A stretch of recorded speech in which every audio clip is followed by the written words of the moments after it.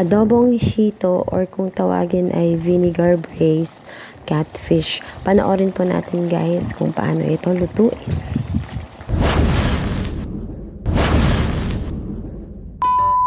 Magluluto kami guys ng adobong hito. Ito po yung hito. Bali guys, nahugasan na po yan ha. Nilamas yan sa asin, tsaka suka para mawala yung dulas niya, tsaka lansa. Kaya ayan po. Yung hito. Tara guys, samahan niyo ako magluto.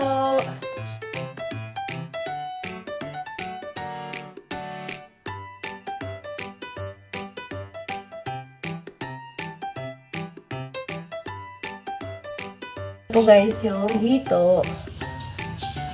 Nilagyan po natin yan guys ng bawang, sibuyas, asin, lechon, paminta, toyo, suka. Ayan po siya yung mga ingredients na. Kaya, wait na lang po natin siya guys magluto after 30.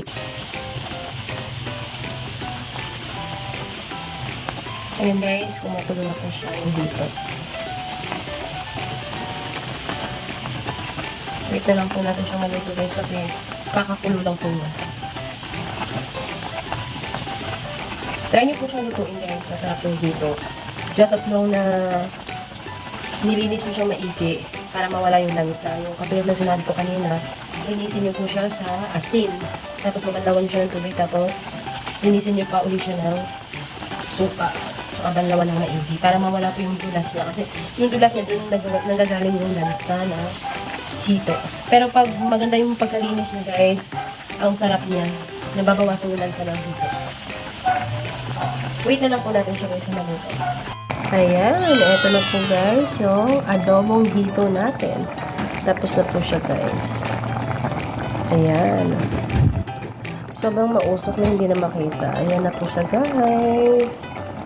Nako, kainan na. Sarap na ito.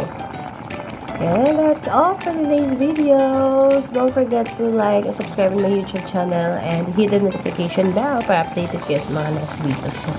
Thanks for watching guys!